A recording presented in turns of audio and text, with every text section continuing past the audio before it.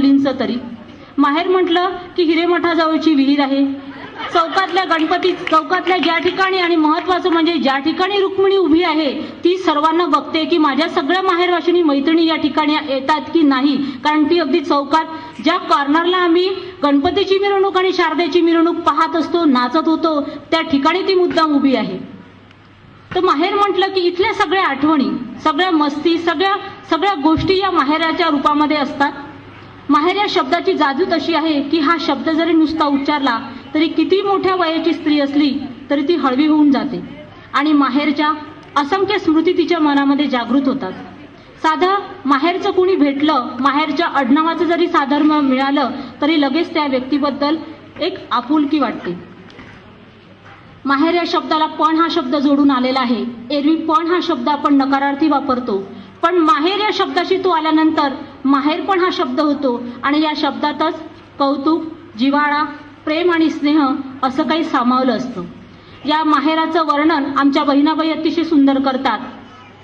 बहिणाबाई सांगतात की एक सासूरवाशीण आपल्या शेतामध्ये कुंपणाशेजारी निंदनाचं काम करते आणि ती माहेरची गाणी म्हणते.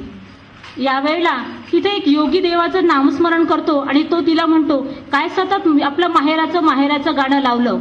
तो म्हणतो तिला, माझं माहेर माहेर सदा गाणं तुझ्या ओटी, माझं माहेर सदा गाणं तुझ्या ओटी, मग माहेराहून आली सासर आले कशासाठी, मग माहेराहून आली सासर आले कशासाठी. सासूरवाशीण तेवढ्याच ताकदीनं त्याला उत्तर देते, अरे लागले डोहाये सांगे शेतातली माटी, अरे लागले डोहाये सांगे शेतातली माटी, गाते माहेराचं गाणं लेक येईल रे पोटी. यावर योगी तिला म्हणतो की नुसतं माहेराचं गाणं येऊन काही कोणाला मुली होत नाहीत का, त्यासाठी माहेराचं गाणं कशाला म्हणायला पाहिजे. सासूरवाशीण म्हणते, ऐका ध्यान एक कायमी सांगते, देरे योग्य ध्यान एक कायमी सांगते, लेकीच्या माहेरासाठी माय सासरी नांदते, लेकीच्या माहेरासाठी माय सासरी नांदते. माझ्या मुलीला माहेर पण मिळावं म्हणून सासरच्या खस्ता खाणारी अशी ही आमची माय माऊली. आणि त्याच्याही पुढे जाऊन तो योगी तिला म्हणतो की तू देवाचं नाव का घेत नाहीस, माहेराचं एवढं गाणं गातेस, माहेराचं गाणं गायल्यापेक्षा देवाचं जर नाव घेतलं असतं तर तुला केवढं पुण्य लाभलं असतं. त्यावर तेवढ्याच ताकदीनं आमची माहेरवाशीण म्हणते, अरे देव कुठे, अरे देव कुठे, अरे देव कुठे भरी सनी जो उरला, अरे देव कुठे भरी सनी जो उरला, अरे उरी सन माझ्या माहेरात सामावला, अरे उरी सन माझ्या माहेरात सामावला. तरी तिच्या मनामध्ये माहेराचं साम्राज्य हे सतत या ठिकाणी अधिराज्य करत असतं. सासरी सुखांनी नांदणारा या प्रत्येकीच्या मनावर अखंड राज्य करतं ते त्यांचं माहेरच. मला असं वाटते आज या ठिकाणी, काल काही या ठिकाणी आमच्या माहेरवाशीण आलेल्या आहे. भावना असतील त्या बहिणाबाईंच्या दोन ओळीमध्ये सांगते, आज माहेर आले जाणं, आज माहेर आले जाणं, झाली वो पहाट आली डोळ्या पुढे माझ्या माहेराची वाट. सर्व सन्माननीय माहेरवाशिणींचे पुनश्च आझाद मंडळातर्फे मी या ठिकाणी स्वागत करते.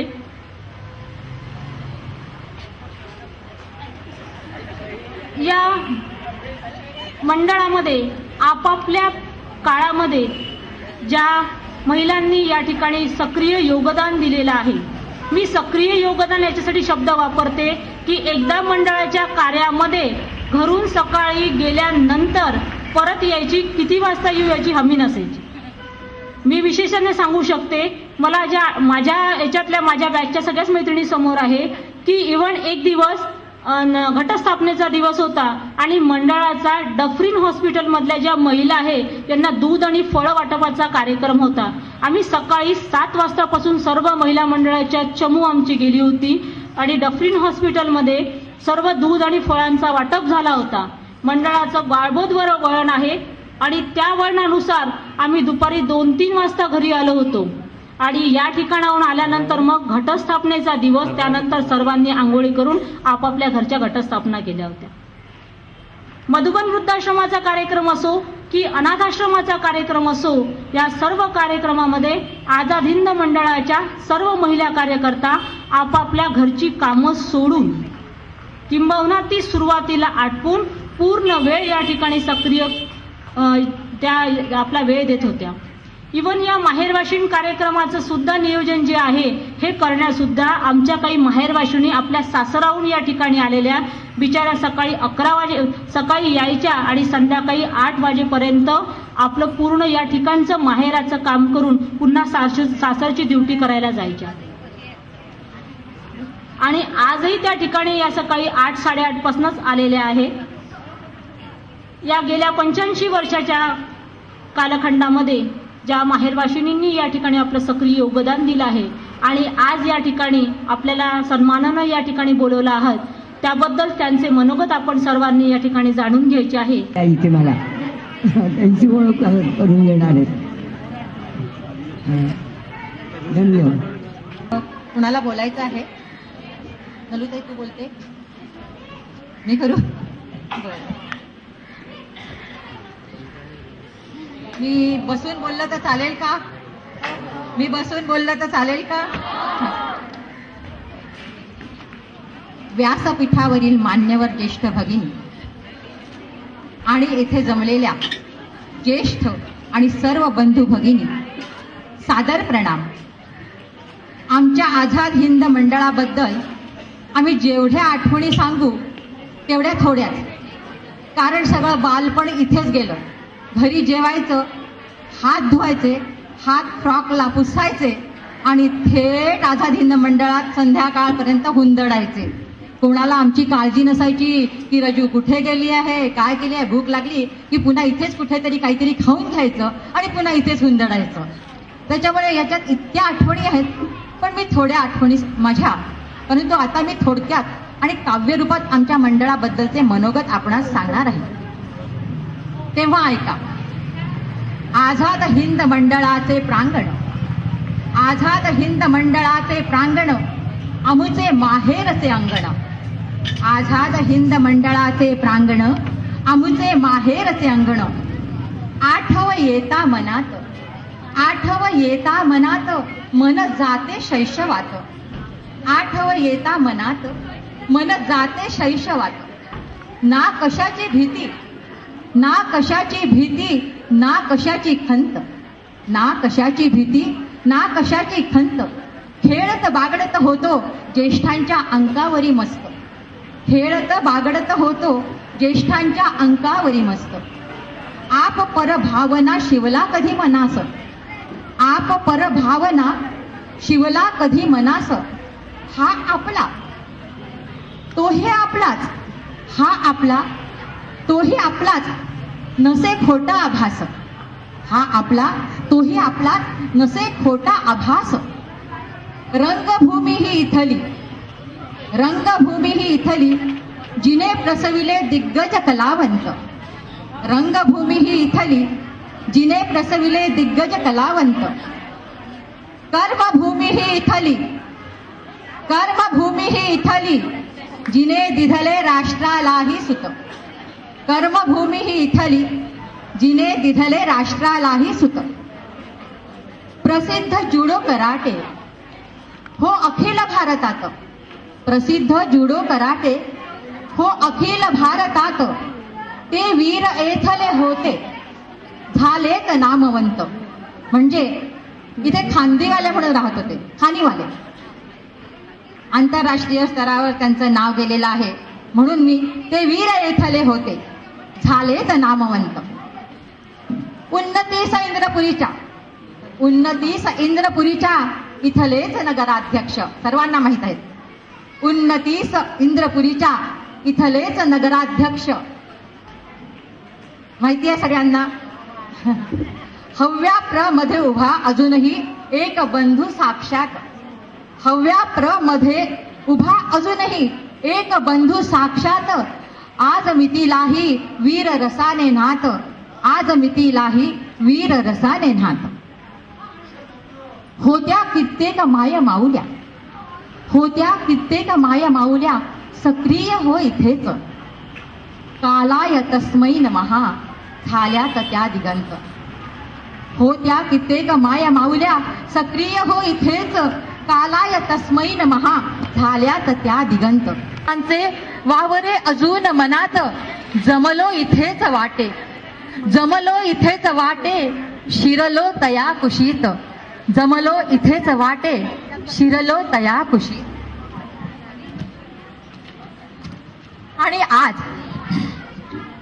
आणि आज श्रेष्ठ ज्येष्ठ कनिष्ठ भगिनी, श्रेष्ठ ज्येष्ठ कनिष्ठ भगिनी ज्या इथेच आज जमल्या, श्रेष्ठ ज्येष्ठ कनिष्ठ भगिनी ज्या इथेच आज जमल्या, हितगुज मनीचे कथिण्या प्रांगणी आवर्जून आल्या, हितगुज मनीचे कथिण्या प्रांगणी आवर्जून आल्या. द्रौपदीस जसा जाई, द्रौपदीस जसा जाई कृष्ण सखा धावत, कैसाच बंधुभाव जोपासुनी मनात. द्रौपदीस जसा जाई कृष्ण सखा धावत, कैसाच बंधुभाव जोपासुनी मनात. सन्मान आमुचा करीती माहेरच्या अंगणात, सन्मान आमुचा करीती माहेरच्या अंगणात. राजा मोरे समवेत, राजा मोरेन समवेत सर्व बंधूसही अमुचे, राजा मोरेन समवेत सर्व बंधूंसही अमुचे. शतशः धन्यवाद, शतशः धन्यवाद, शतशः धन्यवाद. त्या कार्यकर्ता आपापल्या क्षेत्रामध्ये उभे आहे. निश्चितच त्यांच्या या व्यक्तिमत्वामध्ये या मंडळाचे संस्कार कारणीभूत आहेत. रजुताईच्या बाबतीत तर मला असं म्हणावं वाटेल की रजुताई ही कुठल्याही पिढीची ताईच आहे. म्हणजे ती आमच्या आईला वहिनी म्हणते, पण आम्ही तिला ताई म्हणतो. म्हणजे नातं काही कळतच नाही. आणि केव्हाही म्हटलं तर रजुताई अगदी समोर अग्रेसर असते. रजुताईच्या बाबतीत म्हणायचं झालं की किती म्हणजे स्वतः परिश्रम करून मंडळासाठी ती राबली. आणि तिला या माहेराची ओढ कशी आहे.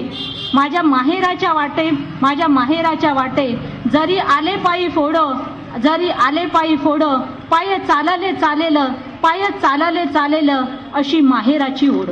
आणि या ओढीनं रजुताई किती. यानंतर मनोगत व्यक्त करण्यासाठी मी आमंत्रित करते. वगैरे असं काही बोलता येणार नाही, कारण मी लेखिकाही नाही, काहीच नाही. मी अगदी सामान्य गृहिणी आहे. फक्त मला माझं मनोगत व्यक्त करावं असं एवढ्यासाठी वाटतं की माहेरवाशीण हा शब्दच मुळी बाईला अगदी आनंद देऊन जातो. जेव्हा राजाभाऊ मोरे माझ्या घरी आले, मी इथे राजाभाऊ मोरे म्हणते पण तो राजाच आहे आमचा, तर तो जेव्हा माझ्या घरी आला आणि त्याने मला सांगितलं की असा आम्ही कार्यक्रम ठरवलाय, त्यावेळी मला खरोखर सांगते एवढा आनंद झाला, एवढा आनंद झाला की मी शब्दाने सांगूच शकत नाही. आणि माझं आनंदाने ऊर भरून आलं. आणि त्या दिवसापासून आजतागत इथे आल्यापर्यंत, येण्यापर्यंत मी त्याच याच्यात वावरत होते आनंदामध्ये की आपल्याला माहेरी द्यायचं आहे, आपल्याला माहेरी द्यायचं आहे. किती स्त्री मोठी झाली, किती हे झालं तरी तिला आपलं माहेर पण केवढं महत्वाचं वाटतं बघा. आणि आमच्या या लहानपणच्या आठवणी आता मी थोड्याशा सांगणार आहे. आता आम्ही जेव्हा नाटकात तेव्हा काम करायचो तेव्हा परिस्थिती फार वेगळी होती.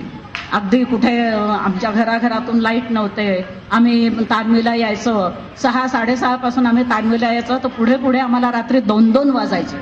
अशा वेळेला आम्ही जेव्हा नाटकांमध्ये, तेव्हा म्हणजे असं 2 अंकी वगैरे नाटक नाही, 4-4 अंकीन 6-6, 10-10 प्रवेश असं नाटक. व्यवहारे माल व्यवहारे नाटकं लिहायची. नाना साठे त्याचं दिग्दर्शन करायचे आणि धैर्यशील वाघ त्यांच्या हाताखाली आम्ही राहिलो. आणि त्यांनी एवढी आमच्यावर मेहनत घेतली की ती नाटकं खरोखर त्यावेळेला म्हणजे अद्भुतच झाली. आणि त्यावेळेला आम्हाला घरी पोचवायला रात्रीचे 2-2 वाजायचे. त्यावेळेला घरी पोचवायला आम्हाला हरिभाऊ कलोतींची ताकद मंडळातल्या लोकांना असायची, मुलांना. तेव्हा मुलं पण छोटी होती, फार मोठी नव्हती. की त्या घरातली मुलगी जेव्हा घरामध्ये जाईल, तिच्या आई वडील तेव्हा कंदील चिमण्या, तर कंदील चिमणी घेऊन तिच्या आई वगैरे कोणा वडील बाहेर येतील, त्यांनी सांगितलं जा की बाहेर पडतायचं, बाजूला परतायचं, तोपर्यंत जायचं नाही, अशी ती शिस्त होती. हरिभाऊ कलोतींचा धाक होता. अर्थात आम्हाला त्यांच्याबद्दल खूपच धाक जरी असला तरी आम्हाला त्यांची अशी भीती नव्हती, आदरयुक्त भीती होती. असे हरिभाऊ कलोते आमच्यामध्ये राहिले. एक त्यांच्याबद्दल मला आठवण अशी सांगावीशी वाटते की आमच्या अंबापेठमध्ये दिनूच्या सासूबाई राधाबाई हे नाटक झालं. आणि त्या नाटकामध्ये कॉर्पोरेशनच्या याच्यामध्ये आमचं नाटक ते गेलं आणि तिथे मला बक्षीस मिळालं. बक्षीस मिळाल्यानंतर हरिभाऊ कलोती अध्यक्ष होते. हरिभाऊ कलोतींनी अध्यक्ष असताना तिथे मला जेव्हा बक्षिसाला बोलवलं त्यावेळेला ते असं म्हणाले की आमची माहेरवाशी नलू दामले तिला मिळालं. तर आमच्या अंबापेठ मधले लोक म्हणाले की माहेरवाशीण नाही सासूरवाशीण म्हणा. ते पण तेवढेच जिद्दीच आहे. ते म्हणाले मी म्हणणार नाही, माझी माहेरवाशीण, मी तिला माहेरवाशीण म्हणूनच बक्षीस देणार, नलू दामले म्हणून देणार, मी बापच म्हणून देणार नाही. असा 2 मिनिटं तिथे झाली जगाजगी. आणि शेवटी हरिभाऊने आपलंच खरं केलं आणि नलू दामले असं म्हणून त्यांनी मला बक्षीस दिलं. असा हा केवढा अभिमानाचा हे आहे पहा, की आपल्या माणसांनी आपल्याला एवढ्या हक्काने आणि एवढ्या लोकांचे 2 शब्द हे करून आपल्याला आपलं बक्षीस द्यावं. आणि त्यावेळेला ते मी घेतलं. आणि अशा सगळ्या एवढ्या जबरदस्त आमच्याजवळ आठवणी आहेत त्यांच्या. आम्ही तालमध्ये यायचं. धैर्यशील वाघांची आठवण म्हणजे अशी की आम्ही तेव्हा इतकं लहान होतो की आम्हाला ते बालचिलियान, ते नाटक आणि ते लहान मुलं, आईन, बाप, आम्हाला हे काही समजायचंच नाही ना. आम्ही तितक्या याच्या भावनेपर्यंत पोहोचलेलंच नव्हतं. तर आम्ही तो व्यवहारे, मी आणि ती लीला गिरगावकर, आम्ही बरोबरचे सगळेजण, आई वडील मुलगा एकाच वयाचे, एकाच वर्गातले. त्याच्यामुळे आम्हाला त्याने आई आई म्हटलं की मी हसायची, मी बाळबाळ म्हटलं की तो हसायचा. रंगीत तालमीचे 2 दिवस आधी आल्यानंतर खरी आमचा हाच धिंगाणा. एक दिवस धैर्यशील वाघांनी आले आणि तालमीच्या वेळेला एक अशोकच्याने एक माझ्या पायावर असा पाय दाबला आणि त्यावेळेचा आम्ही तो प्रवेश एवढा जबरदस्त केला की मी पण रडले खूप अगदी आणि अशोक पण. ते म्हणाले हा पोट्टे हेच पाहिजे होतं मग. आणि तो नाटकाच्या दिवशी आमचा इतका सुंदर प्रवेश झाला की ते पाहून झाल्यानंतर त्यांना समोर इन्स्पेक्टर बसले होते, ते रडले. म्हणून त्यांना एवढा आनंद झाला की मी स्टेजच्या खाली उतरल्यानंतर त्यांनी मला उचलून गरगर गरगर फिरवलं की बस जिंकलं. हे अशा आमच्या आठवणी आमच्याजवळ आहेत. आणि अशा याच्यामध्ये त्या आठवणी आम्ही आतापर्यंत अशा हे करून होतो, पण बोलावंसं वाटत होतं, काहीतरी कुठेतरी सांगावंसं वाटत होतं. आपल्या आठवणी आपल्या पुढच्या पिढींना सुद्धा सांगाव्याशा वाटत होता, पण काही चान्स नव्हता. पण आपल्या राजाभाऊने हा आम्हाला हे करून दिला, योग आणून दिला. त्याच्याबद्दल खरोखरच मला इतका आनंद वाटला. मुली जेव्हा सासरे जातात ना तेव्हा आपल्या मुली जेव्हा आपल्या सासरी जातात ना तेव्हा काही वर्ष ते आपल्या संसारामध्ये रंगून जातात. त्यांना काही इतकं म्हणजे माहेरी नाही बोलवलं समजा भावाने तरी इतकं काही मनाला लागत नाही. एक भाऊ आपला दिवाळीला आला, पूजेला आला, एवढ्या याच्यात त्या समाधानी असतात. पण ज्या माहेरी कोणीतरी बोलावलं तर बरं होईल आपल्या भावानी, अशा ज्या वेळेला वाटतं त्याच वेळेला आम्हाला राजाने बोलवलं. त्याबद्दल खरोखर मला इतका आनंद झालाय की मी ते शब्दाने सांगू शकत नाही. धन्यवाद. मनोगत व्यक्त करण्यासाठी मी आमंत्रित करते आहे. आम्हा सगळ्या माहेरवाशिणींची भेट झाली आणि माहेरवाशिणींची भेट होऊन आमच्या भावजयांनी एवढं मोठं कौतुक आमचं केलं, त्याच्यामुळे भावजयांचे जास्ती आभार मानते.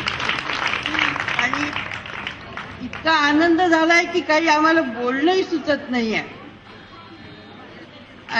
आणि मुख्य म्हणजे मला हे जे म्हणायचं आहे की या मंडळातला मी लहानपणी खूप इथे राहिलेली आहे, पण इथलं वातावरण इतकं चांगलं होतं आणि त्याच्यामुळे आमच्यावर जे संस्कार झाले ते इतके चांगले झाले, त्याची जाण आम्हाला आज होते. इतके चांगले संस्कार झाले की त्याच्यामुळे आम्ही आमच्या जीवनात म्हणजे जीवन चांगल्या रीतीने जगू शकलो. नाहीतर आजकालच्या वातावरणामध्ये एवढं प्रेमही मिळत नाही, एवढे संस्कारही मिळत नाही.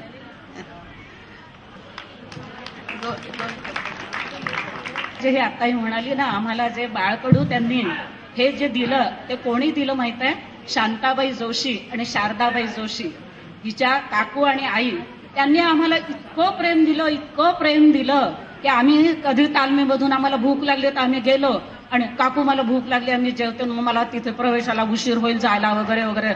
असं काकूनी कधी म्हटलंच नाही की नाही ग नाही वगैरे, आता नाही आहे वगैरे. भरकन लागले पान वाढून आम्हाला जेवायला वाढून हे करून. त्यामुळे आम्ही ते शिकलो आहे की अरे नाही, कोणी केव्हाही आलं तरी त्याच्या पुढे त्याने जर म्हटलं तर आपण अन्नाची थाळी पुढे करायची, एकमेकांना प्रेमाने खाऊ घालायचं, एकमेकांना प्रेम द्यायचं. तुम्ही काय देता, श्रीखंडपुरी देता का वरण भाजी देता तो प्रश्न नाही आहे, पण प्रेमाने त्यांनी आमच्यासाठी जे केलं ते मी शारदा काकू आणि शांताबाईंचं कधीही मी विसरणार नाही.